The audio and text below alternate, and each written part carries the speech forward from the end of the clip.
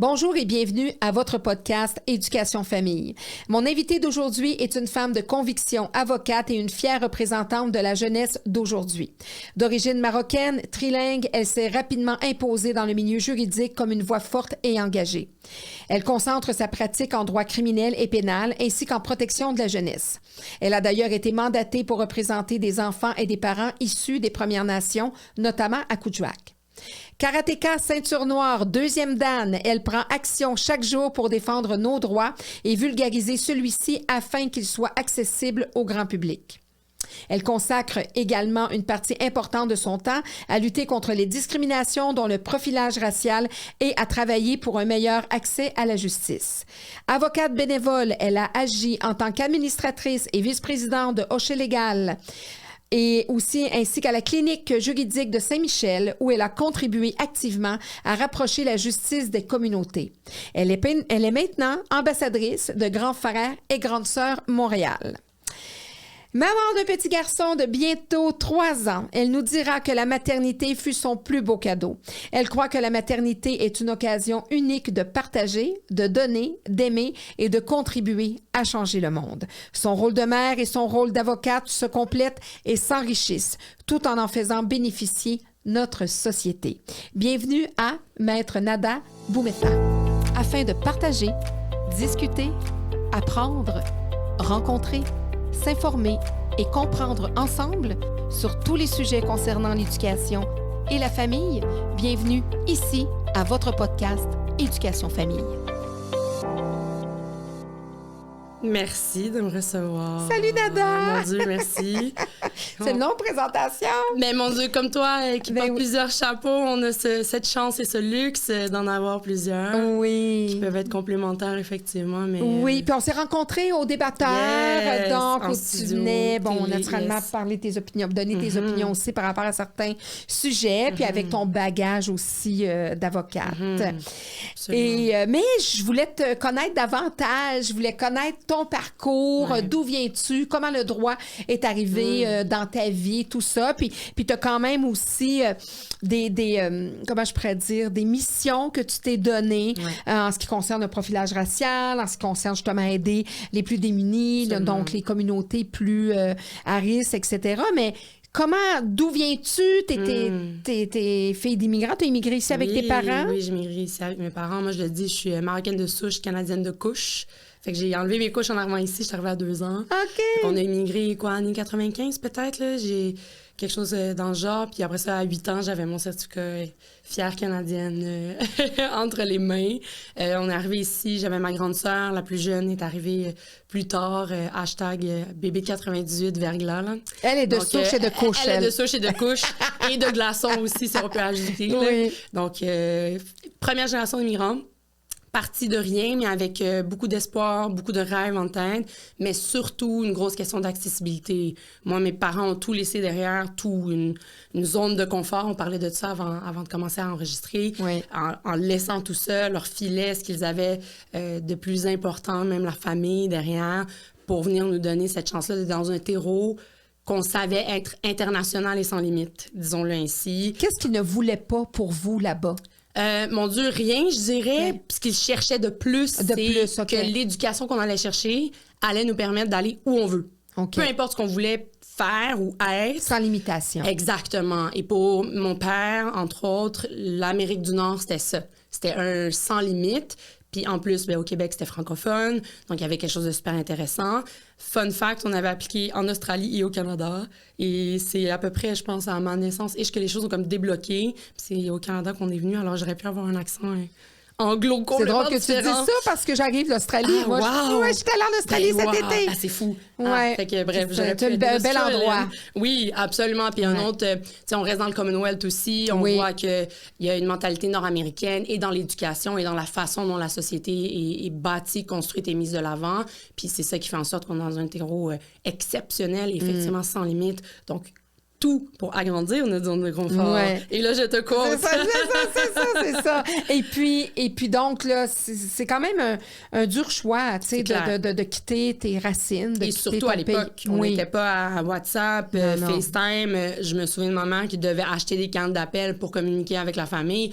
On est dans une ère complètement, là, tu sais, quand tu vis des émotions de séparation, de solitude, ou puis surtout dans, oui, une culture qui est nouvelle, dans le fret, on va se le dire, là, comme ça hit en bon français, c'était très, très, très difficile à l'époque, donc de voir nos parents avoir été capables de s'enraciner, d'être ici encore aujourd'hui, c'est toute une fierté, mais tu le sais que ça vient avec tout un bagage, puis beaucoup d'efforts personnels et émotionnels, très certainement. Puis, avec sacrifice.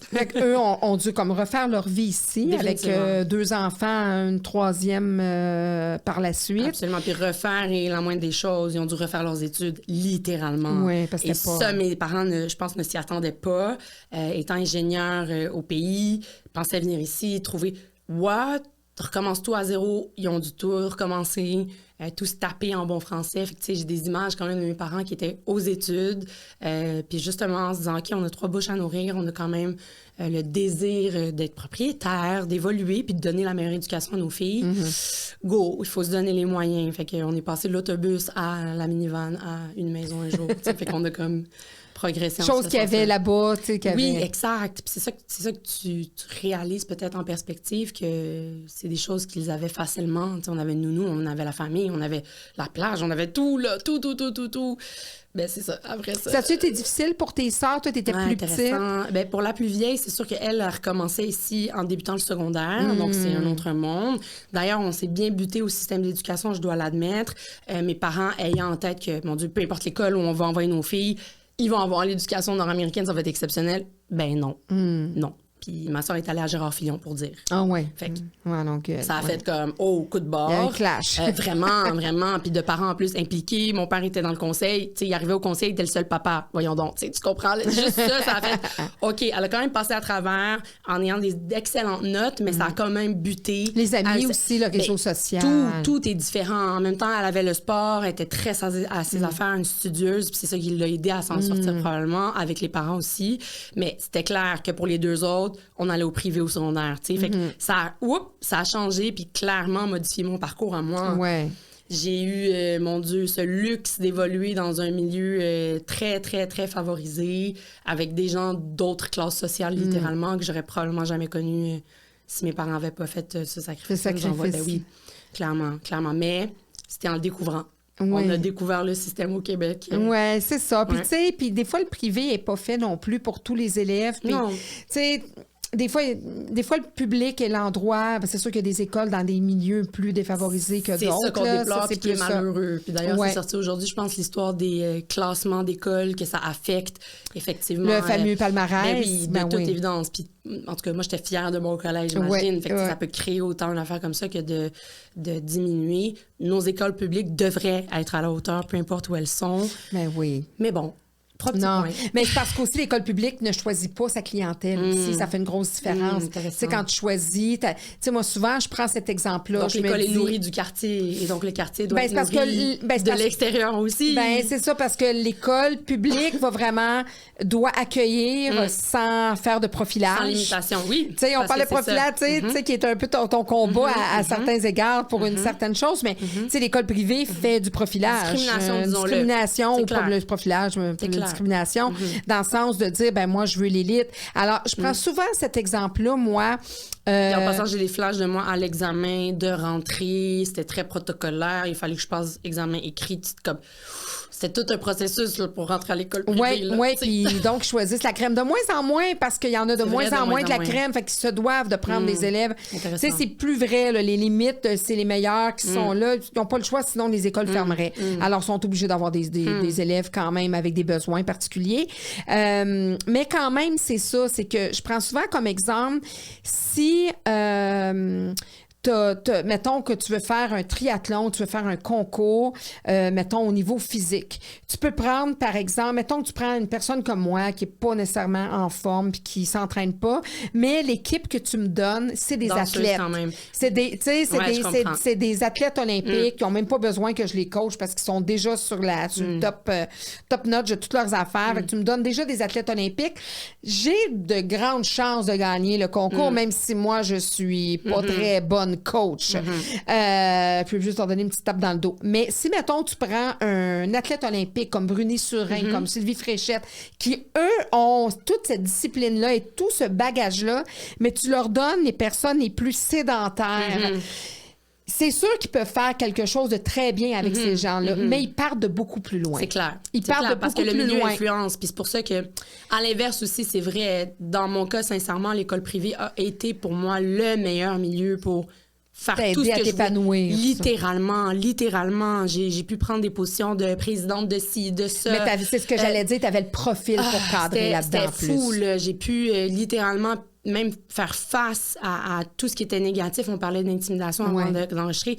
Ça m'a construite, forgée dans un environnement où je savais que j'avais les moyens autour de moi et autant de protection, autant d'avancement. Tu sais, j'allais dîner avec la haute direction. Là, tu vois, c'est le genre d'accessibilité que j'ai pu avoir, mais de l'autre côté, je me faisais traiter de têteuse. Tu sais, fait parce que t'étais la présidente de... Ben oui. Puis moi, c'était assumé. Là. Je faisais partie d'aucune clique en tant que telle, mais comme... J'étais partout en même temps, puis on parle de couleur. J'étais probablement une des seules de couleur aussi. Je pense qu'on pouvait se compter sur les doigts de la main, mais j'ai fait partie de cette crème de la crème et profiter de ce que cette crème de la crème a autour d'elle comme terreau. Oui, puis t'as offert. Puis t'avais là aussi toutes les affinités pour en profiter. Tu sais, t'en as que des parents vont dire, je vais l'envoyer au privé, mais le jeune cadre pas au privé, tu sais, pour diverses raisons. Puis il est bien mieux de rester dans un milieu public puis de vivre des réussites très intéressant, que d'être au privé puis de vivre des échecs, avec des échecs, standards des échecs. qui peuvent être différents. Absolument, je comprends. C'est ça. C'est comme ça. Mais ton parcours à toi, donc tu as eu ça, puis tu disais, il y a ta soeur aussi est-ce qu'elle a terminé au public tout son la plus vieille, après, oui, elle a fini son secondaire. Elle a fait tout fait. Vraiment, GF, mon Dieu, elle a réussi avec grand succès. Mais quand même, après, dans ses applications à l'université, limite, c'était une tâche là, d'avoir été à ce secondaire-là, imagine. Tu penses? Ah oui, définitivement. Versus, mettons, au Collège du Rocher-Saint-Lambert, dans mon CV, ça pèse. Là, quand les gens le lisaient, ça faisait souvent partie de « Ah, t'es allée à du Rocher? » Oui, je suis allée à du Rocher. Il y a comme un prestige aussi qui vient avec ça. Puis effectivement, t'es discartée. Au niveau de sa cotère, elle a été considérée comme moins dans la hausse que, puis ça a probablement modifié son parcours aujourd'hui. Fait que c'était intéressant de voir aussi tout l'impact, même du choix puis du lieu de scolarisation. Puis vous êtes 3 filles, ce que je comprends, 3 filles. La dernière a fait privé même au primaire, imagine. Comment elle a étalé. Moi, j'étais à Hubert-Perron, école publique de notre quartier. Mais j'avais pas réalisé qu'on était dans une école de quartier avec des gens qui manquaient nécessairement de choses. Même à l'école primaire, on dirait que, je naviguais toujours impliquée, j'aidais tout le temps. Il y avait l'église en face de l'école, on allait là-bas pour aider. T'sais.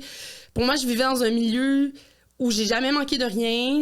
J'ai fait face à des gens qui manquaient de tout, puis des gens qui ont jamais manqué de rien avec une socialisation de prétention un peu qui vient avec ça. Puis j'ai quand même trouvé ma place. À travers tout ça. Puis tu parlais d'intimidation. C'est quel genre d'intimidation que tu mais vivais? Moi, c'était dès le primaire. Là, puis je pense que je suis pas la seule de ma génération d'immigrants de l'avoir subi. Là, mais post... mon Dieu, j'en bégaye. Post-attentat du 11 septembre, ça a été un clash, là. Moi, le lendemain, mon retour à l'école, j'avais 8 ans. Je me suis fait cracher dessus à l'école. Puis c'était ton père, c'est Ben Laden, là.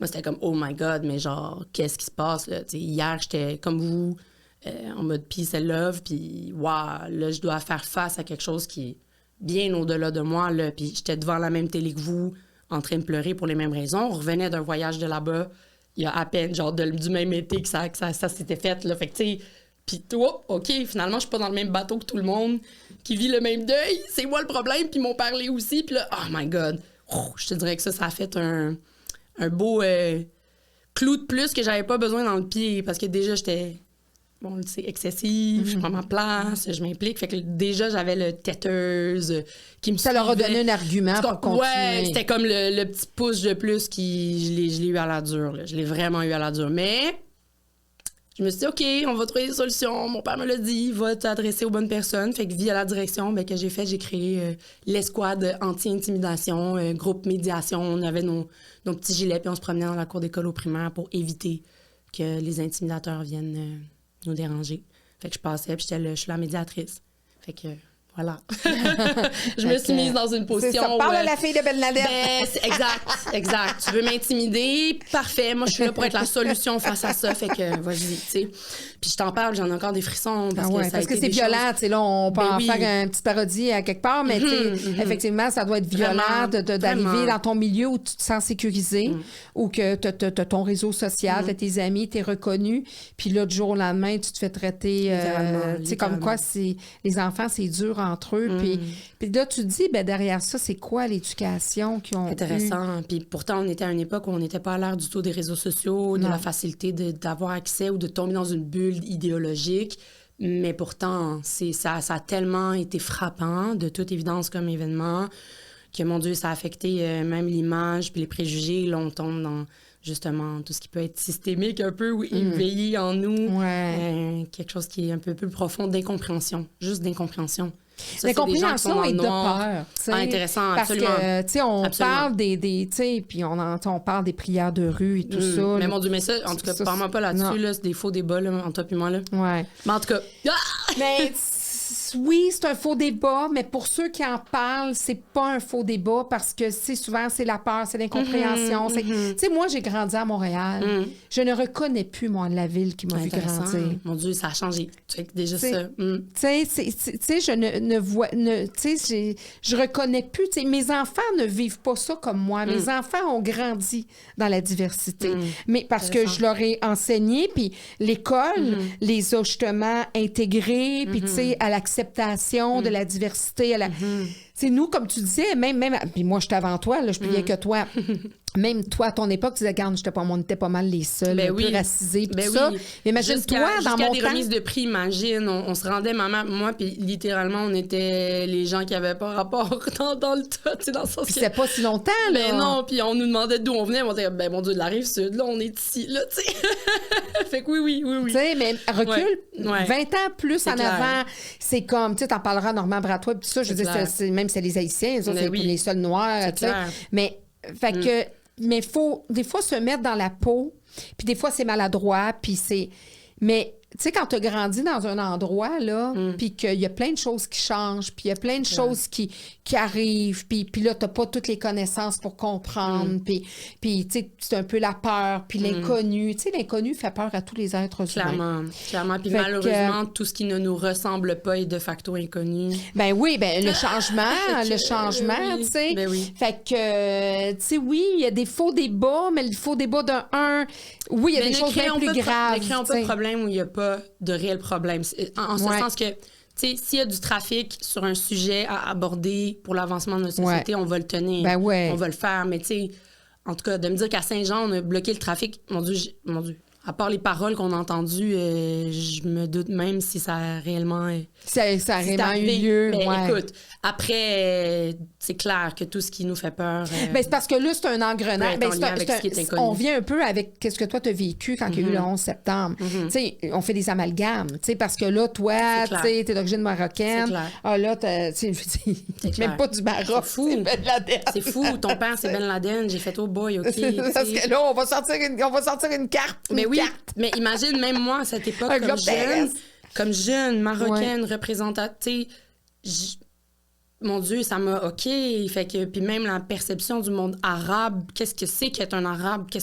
Comme, mon Dieu, ça a soulevé énormément de questions identitaires. Tout le monde met dans le même panier. Ben, grosse question identitaire, c'est clair. Surtout que je me considérais d'ici, là aussi, là, une bonne québécoise, là. Genre, vous me remettez en question, hein? Puis jusqu'à quel point vous venez me shaker dans ce que je suis. Puis c'est certainement rien de mal, là. Non. Fait que, wow, OK.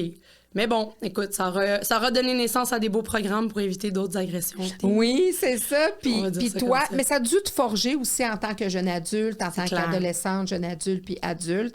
Est-ce que c'est ça qui t'a amené vers le droit? Qu'est-ce qui t'a amené vers le droit?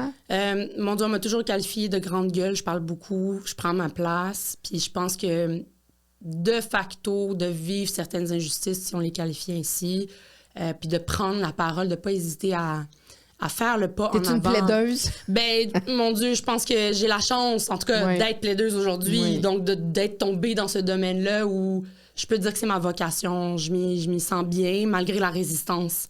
Parce qu'on fait face à une énorme résistance avant d'arriver à parler au micro, là, Ouais. puis d'être écouté, puis de laisser un pouvoir énorme à ceux qui ont celui de trancher, que sont les juges. Là. Ouais, ça vient avec beaucoup, beaucoup de choses que juste parler, puis savoir bien parler. Mais je pense que oui, c'est ce désir-là d'être porte-parole, peut-être, puis d'avoir des gens qui sont peut-être derrière moi, qui me donnent ce micro-là, puis qui, eux, mon Dieu, je viens de leur enlever un fardeau incommensurable, qui peut même pas se décrire, puis en même temps, avec un peu d'espoir, wow, je me dis... Oui, parce que tu fais quand même criminel pénal, Ouais. donc là, on parle pas juste d'une guerre de clôture. Non, non, on n'est pas dans de la responsabilité Il y a bien civile, par d'étiquettes exemple. à travers ça, là. Oui, quoique par choix, j'en fais moins. Ouais. Moi, j'aide plus la famille, les amis, les gens proches. Ouais. On se fait des clins d'œil, le reste, je devrais faire. Là, Ouais. mais tu sais, c'est sûr que c'est un autre milieu complètement. Là, on parle vraiment d'accusations au sens du code criminel, puis il y en a des infractions au sens du code criminel. Par la force des choses, je me suis un peu spécialisée en agression sexuelle. Ça implique aussi parfois des mineurs, donc à plusieurs niveaux. Puis avec ma pratique en protection de la jeunesse, c'est très complémentaire. Tu sais, des fois, Ouais. ça peut même s'entrecroiser, Mais oui. impliquer différents intervenants, puis d'être dans les deux domaines, de comprendre les deux domaines, de pouvoir m'exprimer dans les deux domaines. Bien, mon Dieu, je trouve que c'est un des plus beaux cadeaux, là, parce qu'on est vraiment dans l'humain, avec des règles de jeu à appliquer, on va dire comme ça. Fait que t'essaies Oui, parce qu'une cour, moi, j'ai toujours comparé ça à un théâtre. Ah, mais il y a un quorum, de toute évidence, déjà que par la toge, la façon dont on s'adresse à la cour, qui parle en premier, comment, ben oui, c'est ça. Mais en même temps, s'il n'y avait pas ça, où en seraient les débats, qui pourrait s'exprimer comme... On serait peut-être dans quelque chose de pas assez encadré pour arriver à une justice qu'on espère pour tous. Fait que je me dis, au moins, ça standardise des choses. Peut-être que ça raidit la chose ou donne une image froide. Les palais de justice sont ouverts. Allez voir, en passant, c'est lettres. Les carpettes sont dures. Oui, puis mais aussi... même de l'environnement... Mais c'est bon ce que tu disais, parce qu'il y en a qui ont peur de la justice. Ils ont peur, malheureusement. Ils ont peur d'engager des avocats. Ils ont peur de se représenter eux-mêmes. Ils ont peur de... Moi, je leur dis, allez, c'est ouvert au public, à moins que ce soit à huis clos, puis bon, les affaires de tribunal de la jeunesse, tout ça, cour supérieure, mais tu peux aller à la cour, aller assister. Comment ça se passe? Puis moi, je me dis, ben c'est un bel exercice à faire parce que ça te fait comprendre que c'est... De citoyen. Oui. De justiciable, en fait, period. Juste de t'asseoir un petit 15 minutes puis regarder comment ça se passe. Écoute, on a accès à ça, nous autres. On a accès à la justice. On a accès à la démocratie. On a accès à... Tu sais, justement, c'est un privilège qu'on a de... Si on a un conflit... Le tribunal est là. C'est à ça que ça sert. Tu n'es pas d'accord pour telle affaire, ben, tu peux contester, tu peux le dire, tu peux aller faire valoir tes droits. Puis si tu n'es pas capable d'avoir une entente puis tu comprends pas, ben le juge est là pour ça, la cour est là pour ça, il va t'entendre. Puis là, ben au-delà de ses connaisses puis de la jurisprudence, puis avec sa formation, va trancher. Peut-être que ça ne fera pas ton affaire, mais au moins... tu auras eu le loisir et le privilège d'avoir pu exprimer tes choses. Puis même là, il y a des filets comme en appel. Tu peux même aller en appel. Fait puis c'est tout à fait juste de le dire, Claudine, que c'est une forme de démocratie. La justice en est une primaire. L'éducation en est une aussi. En dehors aussi, là, évidemment, de tout ce qui est gouvernemental, là, qui va édicter les lois. Mais ça passe par là. C'est un public informé qui connaît ses droits aussi. Donc, l'accès à la justice part de bien plus loin. Ça devrait faire partie des sorties scolaires, ça, d'amener des jeunes au Nouveau-Brunswick, c'est obligatoire maintenant dans la scolarisation des enfants. Ils ont un cours de droit obligatoire, d'économie obligatoire. Connaître leurs droits. Mon Dieu, que ça fait longtemps qu'on n'arrête pas d'en parler. Puis ça devrait être la base. Puis savoir comment ton système s'articule ici. C'est quoi ta voix? C'est quoi le pouvoir de ton vote? Quand tu vas aller voter, on est en pleine saison. Là, mais de comprendre qu'est-ce qu'il y en est. Puis encore plus dans cette société où on est complètement mélangés dans cette diversité-là. Puis je tiens à souligner, là, autour de nous, là, c'est pas tout le monde qui a le droit de vote en plus. Non. Imagine! Fait que ceux qui l'ont, je vous en prie. Allez-y. Fait que puis ça part de l'éducation. Ben oui, de toute évidence. Son devoir, le devoir de faire. Puis de toute évidence. Faut parler un peu politique aussi. La même chose maison. Dans ce que tu disais, par exemple, de te représenter seul, par exemple, parce qu'on a le droit, ou d'aller vers les bonnes portes d'accès à la justice.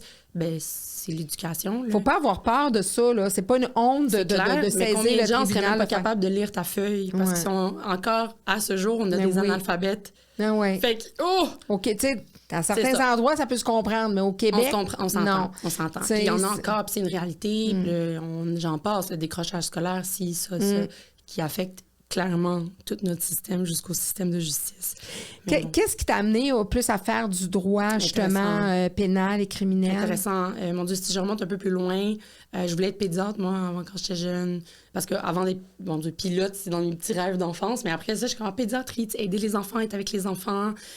J'ai été m'impliquer à l'hôpital, puis j'ai fait « Oh mon Dieu! » J'ai pris un down, là, je suis revenue, je suis comme « Maman, j'ai mal ici, j'ai mal là, oh mon Dieu! » Puis là, je pleurais, puis là, j'étais pas bien. Puis là, elle était comme « Toi, tu veux vraiment être dans ce milieu-là, genre 24 heures sur 24, 7 jours sur 7? » J'étais comme « Ah, je sais pas! » Puis au cégep, en déviant, moi, j'ai fait mes sciences nat en passant, je me suis claqué la totale, là.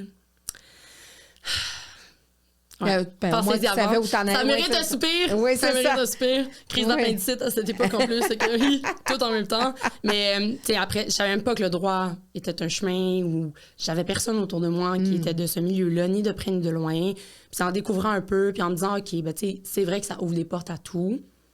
Voyons. Fait que c'est en intégrant le bac, imagine, découvrant les profs, en découvrant aussi les autres étudiants qui faisaient partie de la cohorte, dont un qui avait fait sa technique policière, qui a dit non, moi je lâche ça, je veux pas être policier, je veux être avocat, puis c'est le droit criminel qui m'intéresse. J'ai fait oh, OK, interesting, c'est quoi ça?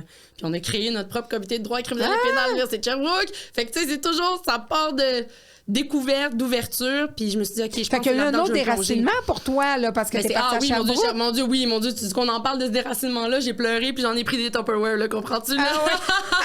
Merci, maman. Ben oui, mon Dieu, même à 1h30 de transport, ça a été effectivement un déracinement. Tu sais, mon départ, en fait, de la maison de chez mes parents, là, tout fraîche, 18 ans, qui s'en va solo. Ça a été... T'étais-tu en résidence à Sherbrooke? Ben oui, j'ai débuté par là, clairement, là, en face, en mode, tu sais, on change d'environnement, mais on reste quand même encadré pour rapidement aller en colocation. Puis c'était à l'époque où les loyers n'étaient pas très chers et on avait accès à des beaux logements. C'est une belle ville, Sherbrooke, c'est une ville étudiante. C'était wow, jusqu'à la collation des grades exceptionnelle. Mais c'est une belle, comment je pourrais dire, une belle continuité d'immersion pour le Québec, d'aller un peu plus en région. Tu sais, Montréal, c'est une chose, mais là tu... Vraiment. Mais honnêtement, Montréal, j'aurais fini par pas aller à mes cours, je pense. Parce que de la Rive-Sud, 1h30 de transport, aller, 3 heures de cours, mettons, 1h30 retour. Ah, mon Dieu. Ah, ma mère. Ah, mon Dieu, pauvre ma mère. Je pense qu'elle aurait pas aimé être celle qui me pousse dans le dos. Tu as manqué ton autobus. Ah, ça me tente pas de prendre le métro. Mais t'es pas resté à Sherbrooke. T'aurais pu rester à Sherbrooke puis continuer de pratiquer là-bas. Oui, puis il y a une très, très belle pratique en Estrie et tout, mais le rappel à la maison pour moi était clair. Là. Puis un retour à Montréal, l'implication à Montréal, être à Montréal, m'épanouir comme jeune professionnelle à Montréal. Puis veux pas par ce que j'avais bâti autour de moi comme réseau, sachant que j'en avais pas du tout en droit, ni d'Adam ni d'Ève. J'avais googlé, genre, OK, avocat de la défense. Il y avait une association à Montréal. Fait que je me suis comme affiliée à eux en étant bénévole par-ci, par-là. Genre, littéralement, je prenais la liste des présences des avocats juste pour comme être dans le milieu. Puis c'est à travers ça que j'ai pu trouver mon stage. Puis je veux pas, ça m'a ramené. C'est une fille débrouillarde. C'est une fille qui a pas peur d'aller de l'avant puis de se donner les moyens de ses ambitions. On n'a pas le choix. Go! Ma mère me dirait, puis elle m'interromprait, elle me dirait non, Nanda, on a le choix. Puis elle a raison, mais comme go, ces opportunités-là, on les a, puis si on les a pas, créez-les. Faut saisir les opportunités. Comme je dis, il y a bien un mur, là, fais un trou. Puis si ça, tu comprends, il y a des moyens pour moi. Puis ça, on se ressemble beaucoup là-dessus. Là, absolument. Puis je te trouve super inspirante à cause de ça, vraiment. Mais non, moi, ça me parle. Pour moi, c'est très normal ce que tu dis, mais pour d'autres, ils disent, ben voyons donc, il y a un mur, un trou. Ah, mais non, mais j'arrête pas. Puis si j'ai un objectif, je vais m'outiller, me donner les moyens d'y arriver. Moi, ma mère m'appelait Mordicus. J'étais toute petite, elle m'appelait Mordicus. Je lâchais pas le morceau jusqu'à temps que je l'avais. Pitbull vibe. On aime ça. Je voulais, tu sais, quand j'avais quelque chose, comme on dit, quand j'avais quelque chose dans la tête, je l'avais pas dans les pieds. Ouais, ça, c'est une expression québécoise. Quand t'as quelque chose dans la tête, tu l'as pas dans les pieds. Exact. Puis quand je voulais quelque chose, tu sais, j'y allais. Puis on a des moyens pour y arriver. Surtout ici, au Québec, on a tous les moyens pour y arriver. Je peux pas croire qu'il y a quelqu'un qui arrive puis qu'il y a une idée en tête, il n'y arrivera pas. Mais souvent, ça arrive des fois, mes enfants me voient aller plus loin dans une certaine situation. Puis je leur dis, à ce moment-là, là, je le vois, le cap là, que je franchis. Là. Puis c'est ça qui distingue souvent les entrepreneurs, entre autres. C'est que les entrepreneurs, on va continuer là où 80% des gens vont arrêter. Parce que la plupart des gens vont arrêter à un certain niveau. On fait partie du 20%. On fait partie du 20%. Puis pas parce qu'on est plus intelligent, là, ça n'a rien à voir avec l'intelligence. C'est une question de guts, c'est une question qui nous anime en nous que, tu sais, moi, j'avance jusqu'à temps que j'atteigne mon objectif. De la peur, tu penses? Ah, ben c'est sûr qu'on doit avoir peut-être une meilleure gestion de la peur, des inquiétudes. On est trop naïve. Non, c'est une bonne question. Je pense qu'effectivement, je suis peut-être moins apeurée que d'autres personnes dans certaines circonstances. J'ai beaucoup de résilience. Je pense que la résilience fait énormément une grosse différence. Absolument, absolument, absolument. Parce que souvent, il y en a qui vont arrêter là où, parce qu'ils ne veulent pas gérer ce qui peut venir en déception, ce qui peut venir en refus, ce qui peut venir en désagrément, s'ils vont continuer, s'ils vont continuer la ligne, s'ils vont franchir la ligne. Ils veulent pas parce qu'ils sont pas capables d'y aller, pas parce qu'ils n'ont pas l'intelligence d'y aller ou les moyens d'y aller, c'est parce qu'ils veulent pas dealer avec ce qui peut venir avec. Ou ce qu'on n'a pas de contrôle aussi. Ou ce qu'on n'a pas le contrôle. Ou d'accepter parce que, tu sais, là, tu franchis la ligne, tu peux avoir des refus, tu peux avoir des désagréments, tu peux être, tu sais, comme un serpent à échelle, tu peux redescendre l'échelle pas mal plus vite. Bon exemple. En plus, on jouait vraiment beaucoup à ce jeu. Quand j'étais jeune, on se faisait des vendredis jeux, puis on jouait à serpent à échelle avec la pizza chez nous. Ouais. Oui, serpent à échelle. Fait que je pense que c'est ça. Je pense que c'est vraiment quelque chose que tu as intrinsèque en dedans, que ces gens-là, on a en dedans de nous. Puis on est chanceux d'être dans un hétéro qui nous permet de le faire, ce step en avant. Oui, exactement. Parce que des gens comme nous, dans des endroits, dans des pays... Moi, je suis convaincue, je suis née à la bonne époque, au bon moment, je suis à la bonne place, comme je suis sur mon X. Je suis convaincue... À une autre époque, j'aurais clairement... comme impossible. Là... On se serait fait possiblement trancher la tête ou brûler sur un bûcher. Pour vrai, toi et moi, on aurait été des sorcières. Ouais. Sans blague. Je pense qu'effectivement, on aurait mis au bûcher. Ouais. Non, ça me tente pas, je suis bien. Gardez-moi ici. Puis c'est plate que, tu sais, encore aujourd'hui, tu sais, il y a des jeunes femmes, des jeunes filles qui n'ont pas accès à l'éducation, qui n'ont pas accès à... Oui, j'en ai même au secondaire, là, puis dans des écoles très proches où j'ai été, puis ils sont comme « Ah, t'es allée à l'université? » Ben oui. Genre, jusqu'à quel point tu penses que c'est pas accessible? Voyons donc. Mais là, comment t'as fait? Ben là, comment j'ai fait? Voyons donc. Non, mais tu comprends? Je suis comme, puis c'est pas une génération éloignée, là. Tu dis, en plus, t'as encore plus accès à l'information que moi. Genre, si tu veux y arriver, tu pourrais y arriver plus vite que moi, tu sais. Ouais. En tout cas, mais en espérant couvrir ce gap-là de notre chance d'être femme à notre époque, malgré les combats qu'on doit continuer à maintenir, et même pour des gains qu'on pense avoir eus dans notre société. Ben oui. Je rappelle que le droit de vote de la femme ne date que des années 40 au Canada. Ouais. Puis, question de l'avortement, on a juste une frontière qui nous sépare de nos voisins, par exemple, pour que ça revienne dans les débats. Fait que je pense, le rôle qu'on a est encore plus grand aujourd'hui, puis encore plus avec la portée qu'on peut avoir. Ouais. Fait qu'on s'assume. Puis moi, je dis que, tu sais, là, écoute, tu pourras me le confirmer, parce que, tu sais, justement, tu veux pas, quand tu es dans le droit criminel et pénal, ben, tu fais affaire avec des gens qui sont pas toujours, font pas toujours les bons choix dans la vie. Bon, il y en a que c'est des erreurs, etc. Il y en a qui ont commis, puis ils l'ont fait, de toute évidence. Ouais. Fait que, qu'est-ce que tu observes de la société, justement? As-tu vu une différence dans justement, avec l'évolution? Qu'est-ce que tu observes de la société en lien avec, justement, la clientèle que tu as, avec ce que tu vois à la cour en criminel, pas en pénal? Mon Dieu, il y a tellement de choses qui me viennent en tête en même temps pour répondre à cette question-là, parce qu'il y a un volet dans ce juridique-là qui est clairement social, évident. Maintenant, est-ce qu'on peut catégoriser ou faire des groupes?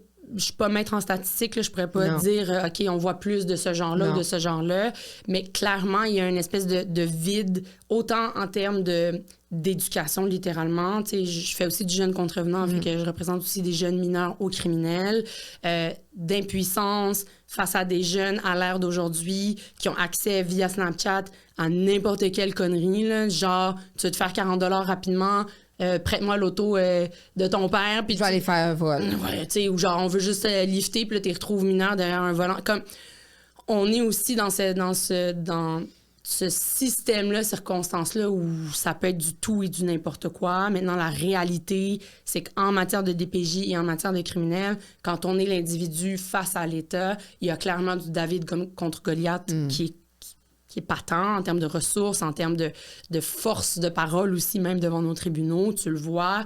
Puis c'est là l'importance d'être bien représenté aussi, d'avoir quelqu'un en qui on a confiance, qui va bien nous expliquer aussi la digestion du système qui est devant nous. Notre nom est là, on fait partie du système juridique. Fait que comment ça va se passer, puis c'est niaiseux ce que tu dis, mais juste de s'imaginer dans la salle de cours, c'est tout un stress, là. Puis quand tu as besoin, par exemple, de venir témoigner, c'est un autre niveau, là. Puis c'est vrai que c'est très, très, très intimidant. Puis là, je ramène les gens, mettons, à faire une présentation scolaire. Juste à l'école, il y en a pour qui c'était... Là, t'es à la cour, tu dois témoigner, puis tu vas te faire questionner, puis... Oui, tu comprends. Ton avocate, elle va être fine, mais l'autre côté... Ah, mais la vérité, tu vois, ça, c'est intéressant aussi, on en parlera peut-être dans un autre volet, mais la façon dont j'ai clairement évolué aussi à titre d'avocate dans ces milieux-là, faisant face à des êtres humains. Exemple, contre-interroger une victime d'agression sexuelle, comme mon tu la brasses pas. Ben, mon but, c'est pas de te minimiser, de t'invalider. Puis, fait que je prends vraiment toutes les précautions sincères, là, sociales et même de cœur quand je fais ce travail-là. Je me sens comme une chirurgienne qui s'en va. Puis, il n'y a pas une ballonne que je veux péter. Là, comme je veux préserver cette personne-là qui s'est rendue jusque-là à témoigner devant la cour. Fait que on dit que ça peut durer des années. Puis, ben, oui, ça peut être très long comme processus et les procureurs ne sont pas les avocats qui représentent les victimes. Ils n'ont pas d'intérêt face à ces personnes-là. Ils représentent l'État, ils amènent les accusations à terme. Fait que je suis au fait de beaucoup de layers, mettons, social, si je peux le dire comme ça, puis j'en ici. Mais même dans ma pratique, dans comment je le digère comme avocate, mais de l'autre côté, ça vient avec un fardeau fou, là. Tu sais, juste ma pratique dans le Nord, de voir... le manque de services, le manque de tout, de voir ces gens-là, effectivement, de génération en génération, littéralement, l'image qui vient en tête. Tu les as représentés là-bas? Oui, à Coup-de-Joie, c'était fou. Mon Dieu, la première fois que j'ai mis les pieds à la cour, on m'a dit « White woman, go back home », là. Fait que j'étais comme « Oh, putain, OK », dans le petit palais de justice de Coup-de-Joie, qui était l'ancien hôpital, genre, puis littéralement, la salle de cour est dans l'ancienne morgue, là, pour te donner une idée, là. Fait que, tu sais, puis j'étais comme « Oh, là, OK, on part de loin, quoi? Je suis pas là pour voler vos enfants, je suis là pour être votre voix. » Mais en même temps, j'arrive avec une langue qui n'est pas la leur, un système de justice qui n'est pas le leur, puis on est là en condensé pendant une semaine, puis on s'en va, tu sais. Fait que, ouf! Mettons que c'était bien placé, justifié, comprenable, mais ma foi du bon Dieu, ça te donne une idée de l'électrochoc, mettons, de la pratique dans le Grand Nord, qui a été un honneur, mais ouais, là, tu fais face à des coups générationnels, des coups de société, une réalité qui est complètement autre, là, complètement autre, mais qu'on voit aussi ici. Dans le sud, pour ne pas dire, mais chez nous. Puis avec autant la force de notre belle diversité, autant que tu vois qu'il y a des problèmes de pont, de communication, de compréhension, que ce soit culturel, que ce soit dans la... Puis culturel est important, je vais le dire, autant en criminel qu'en protection de la jeunesse. Puis un exemple que j'aime bien donner, c'est celui justement dans le Grand Nord, d'une famille où on voulait retirer le 5e enfant, qui était poupon, parce qu'il n'y avait pas un adulte qui surveillait l'enfant de 8-9 ans qui gardait le poupon. C'était ça la raison. OK. Puis, les autres enfants avaient été suivis par la DPJ. Et je suis comme, OK. Je parle avec la maman. C'était l'hiver. Elle avait son manteau d'hiver par cas exceptionnels qui sont magnifiques par ailleurs puis qui font eux-mêmes. Écoute, le bébé, il avait sa place en arrière. Il n'y a pas besoin de porte-bébé, pas besoin de sac à couche. C'était tout dans son manteau. Okay. Fait que je pose des questions. Je dis, voyons, c'est donc... Oui! Je dis, voyons, c'est donc même bien fait, puis tout. Puis on jase. Malheureusement, dans le Grand Nord, l'école est souvent fermée. Il n'y a pas de directeur, il n'y a pas de prof, bon, parents. Fait que toute la fratrie était là, dont frère, sœur qui gardait le bébé. Puis elle avait des pantalons slack. Fait que je demande à la maman, tu sais, as-tu voulu qu'il s'est fait plus grand pour que ça t'offre plus longtemps? Elle dit, ben non, c'est pour que le bébé fitte dedans. Je dis, j'ai dit, tu vas témoigner là-dessus. Elle dit, ben oui, mais nous, c'est clair, le plus vieux s'occupe du plus jeune, c'est même ça marche. Puis nous, quand on planifie puis on construit nos affaires, puis qu'on est toutes les femmes en train de faire de la couture, ben on se le dit, OK, toi, t'as un petit, toi, qui a besoin de telle affaire, puis j'étais comme, OK, tu vas juste dire ça devant la cour, on va témoigner là-dessus. Tu sais, réalité culturelle qui était comme, on peut-tu comme tous descendre de notre échelle... Oui, c'est ça, puis de nos perceptions, de comment standards, ça devrait, nos standards. Nos standards, tiens. Puis il n'y a rien de moins, je pense, défini que dans l'éducation, que dans le partage, que sont ces standards-là. On est dans une... Puis la DPJ, ça implique évidemment dans la vie des parents quand on est off-standard. Off-standard, oui. Oui, parce que ça aussi, tu dois en voir, regarde... oui. C'est pas d'hier, la juge Ruffo, sans nommer de juge nécessairement ou de cas, malheureusement, on l'a échappé, là, où c'est l'enfant qui en a payé, par exemple. Je sais pas si t'en as entendu parler, parce que, OK, juge Ruffo, elle, c'est une juge qui brassait beaucoup la DPJ. Elle était contre elle était contre, elle allait faire vos devoirs. Oui, je t'invite à tu relire sur elle. C'était une précurseur, elle, vraiment, la juge Ruffo, André Ruffo. Elle est allée beaucoup dans les médias parce que, justement, elle, la DPJ, elle mais était... Mais faut pas, j'essaie de déconstruire ça aussi, cette idée-là de démoniser la DPJ. Faut pas... C'est le service qui est là pour sauver puis s'assurer de nos enfants. Pas sauver, on devrait pas se rendre jusqu'à sauver un enfant, là, mais qui est là pour s'assurer que, tu sais, développement, sécurité, santé, tous nos mineurs, puis ça, il faut que les gens comprennent, tous nos mineurs, que tu sois citoyen canadien ou pas, tous nos mineurs sur notre territoire ont droit, puis c'est la base. Puis après, c'est comment le tout s'articule, comment les services sont rendus. Puis les gens qui sont sur le terrain, on parle de pénurie en éducation, mais quand tu regardes, c'est ça. J'ai demandé des éducateurs en milieu à Montréal, on m'en a dit qu'il en manquait ou qu'il y en avait juste un dans le secteur. Puis c'est ça. Puis on le sait que la plupart, c'est des étudiants qui viennent de finir en criminaux, qui s'en allaient même pas, qui se dirigent vers la DPJ parce que, la plupart, c'était pas leur premier choix de carrière. Fait qu'ils se retrouvent à la DPJ, puis souvent, ils se brûlent à... C'est pas normal qu'une famille ait 7 intervenants dans leur famille, que ça en dedans de 3 ans. Là. Oui, puis j'ai des dossiers là, qui ont, mettons, duré 1 an en DPJ, puis il n'y avait pas de problématique bien grave. 4 intervenants overall, imagine. T'es comme OK, puis le suivi. Et c'est ça qui est important, c'est ce suivi-là, puis c'est ça qu'on va chercher devant la cour. C'est à ordonner la présence de la DPJ, puis à leur donner toutes les clés nécessaires pour agir, puis qu'il n'y ait plus de compromission. Mais ils n'ont pas rien pour faire la job. C'est comme si je te disais bouche le trou. Mais j'ai pas de ciment, ou mon ciment, écoute, il manque de ci, il manque de ça. Ah, mes travailleurs seront pas là avant 2-3 semaines. Ouais, mais c'est parce que la vie de l'enfant, hein, on n'a pas 2-3 semaines. Là. Puis c'était pour agir. Fait qu'on fait beaucoup face à ça aussi. Puis autant ce manque de services, d'accès aux services. Ouais. Mais en même temps, je vous cacherai pas que la Cour changerait ça en médiation vite. Là. Il y a aussi toute cette... c'est pour ça que les gens ont l'impression qu'ils sont contre la DPJ. Il y a tellement de Oui, c'est parce que c'est comme pas... C'est un peu...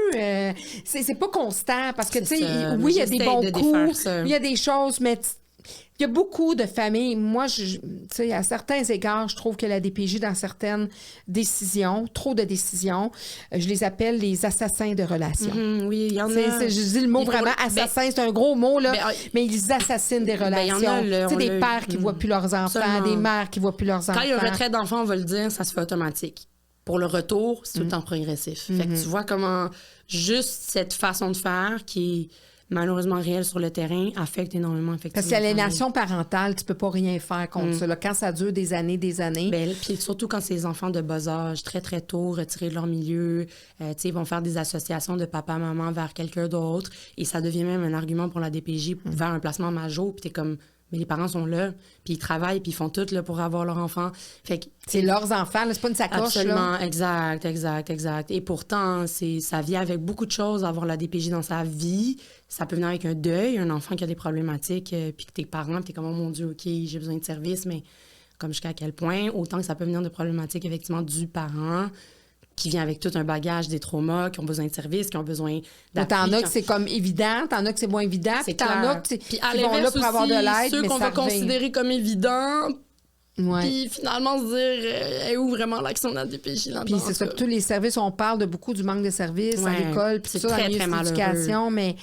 Tu sais, ils font ce qui... Puis il y a eu, des échappées comme la petite de Granby, comme l'autre. Pour ne pas la nommer. Puis ça pas... Ça, c'est une de trop, là. Puis un exemple où tous les filets, dont celui de l'éducation, n'a pas... Non. Hein? Oh non. Où étiez-vous? Non, où étiez-vous? C'est comme la madame. Non, c'est ça. Mais ça, c'est la loi d'Omerta. Malheureusement. Ça, c'est notre société. Ce qui se passe ailleurs, on ne va pas savoir. Je m'en mêle pas, je m'en mêle pas. Je le rappelle à tous. En train de se faire, Oui, puis je vous le rappelle à tous, les signalements des PJ sont anonyme. On ne devrait pas justement avoir peur de quoi que ce soit. On devrait plutôt se soucier de l'intérêt. Et l'intérêt, je le mets. Puis souvent, et malheureusement, dans l'ère où on est, où les gens peuvent cliquer puis aller googler, là, on appelait ça googler, maintenant c'est AIE, l'information juridique, puis me venir en me disant l'intérêt de l'enfant, puis me le plaider à la sauce. Là. Comprenons réellement c'est quoi l'intérêt de l'enfant, puis appliquons-le dans son entièreté avec le système qu'on a et les outils qu'on peut avoir. Mais normalement, ça devrait être un retour à la maison, tu sais.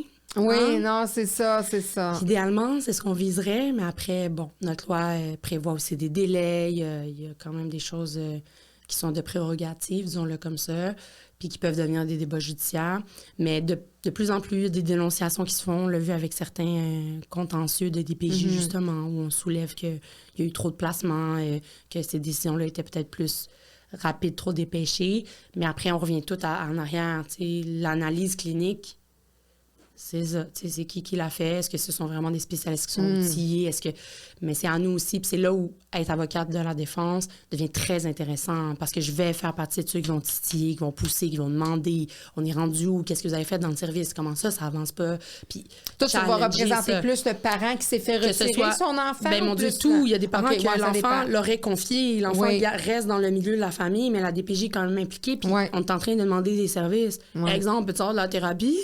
On peut-tu aller plus vite? On peut-tu... Voyons, tu sais, comment ça se fait que j'ai l'État impliqué dans ma vie puis mon enfant n'a toujours pas accès à certaines ressources? Fait que c'est ces questionnements-là qui peuvent être soulevés, amenés, puis justement, autant l'aide, le conseil, l'assistance aussi des parents à travers tout ça. Fait qu'il y a la cour, mais il y a en dehors de la cour.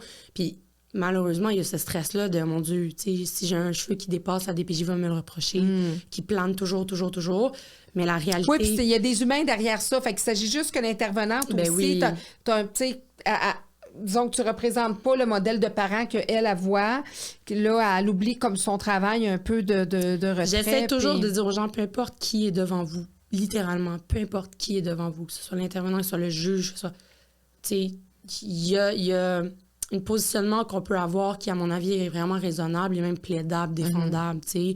Puis un des plus grands défis de tous, c'est de gérer ses émotions, que ce soit de part et d'autre, tu sais. Fait après ça, on peut pas sauver le monde, parce que tu montres qu'au niveau de tes émotions, tu es instable, ça va pas. Ça peut être très difficile, ou genre de rejet, ou de justement penser que cette DPJ-là, elle est là contre nous. Voilà de notre angle, sois plus à l'écoute, essaie de travailler puis de monter le plan d'intervention justement pour avoir le plus de ressources possible, au contraire. Fait qu'il y a beaucoup de dossiers, tranquillement, pas vite, qu'on essaie de régler hors cours par la force des choses, mais il faut venir en posant des questions, en essayant. Puis il y en a d'autres aussi, c'est des questions de contact, là, littéralement, là, justement, des enfants qui leur sont retirés, plus de contact avec l'enfant, puis il y a des questions de calendrier, il y a des questions... Fait que beaucoup de débats aussi qui peuvent se rendre à plusieurs niveaux en ce sens-là. Et j'ai aussi la chance de représenter des enfants encore. La façon d'être mandaté est particulière par les enfants. Là. Souvent, c'est des avocats commis d'office parce qu'il leur en faut. Puis juste pour que les gens comprennent, il y a avocat DPJ, avocat des parents. Ça peut être chacun des parents un avocat et un avocat attitré à l'enfant. Oui, procureur à l'enfant. Donc, normalement, est là pour être comme le dernier garde-bout pour s'assurer justement que ce que la DPJ demande est raisonnable, mais qu'est-ce que les autres parties aussi, puis plaider au nom de cet enfant-là. Puis aussi... Donc, les enfants ont leur propre avocat. Absolument. Les parents ont leur avocat. Et quand ils ont 14 ans et plus, l'avocat suit le mandat de l'enfant. Donc, si l'enfant, par exemple, manifeste ne pas vouloir revoir ses parents, ben c'est le mandat. Il va représenter. C'est ça. Fait que ça aussi, c'est important de comprendre, mais dans toute la complexité de qu'est-ce que cet enfant-là vit, puis des ressources. C'est quoi l'histoire la plus triste que tu as vue à venir jusqu'à maintenant? Il y en a trop.